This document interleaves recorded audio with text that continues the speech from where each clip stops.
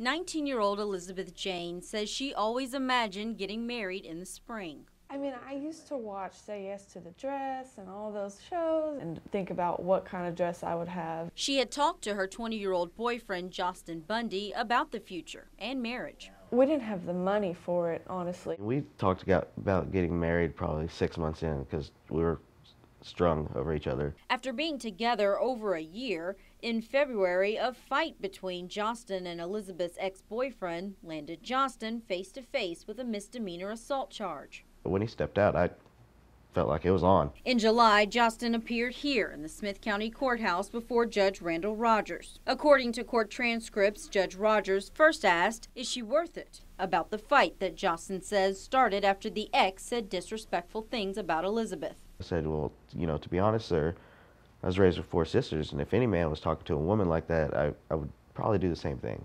Judge Rogers responded, "One of the provisions to stay on my probation is you're going to have to marry her," meaning Elizabeth, within 30 days, tie the knot, or spend 15 days in jail. Justin said he feared losing his job if he spent 2 weeks behind bars, so the two set a date here at the courthouse in front of the Justice of the Peace and said their I do's as ordered. But the father of the bride was not happy. Anger, I was mad. He can't do this about court ordering somebody to be married.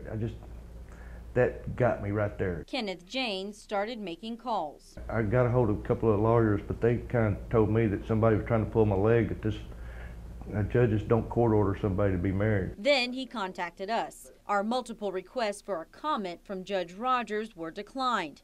So we asked constitutional law attorney Blake Bailey, is a court order to get married legal? No, you can't offer probation or a marriage.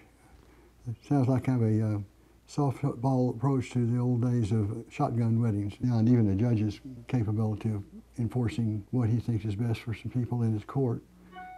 It's an interesting concept, but it's a little funny. I mean, in a sense, it's like, would you like to have a probation or would you like a life sentence? While Justin and Elizabeth say they don't at all regret their marriage vows, they do regret not being able to plan and have control over their special day. Just felt like we weren't going to be able to have the wedding we wanted. It was just going to be kind of pieced together for a minute. I didn't even have a white dress. None of my sisters got to show up. None of my family members except my mother and my grandmother and my nephew.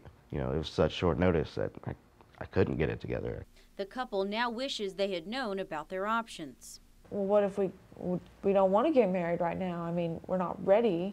What if we don't get married? Is he going to go to jail? It scared us a little bit. I just wondered what would have happened if I said no. Had we said, well, Judge, we would like to get married on our own terms. In Smith County, Julia Janae, KLTV 7 News.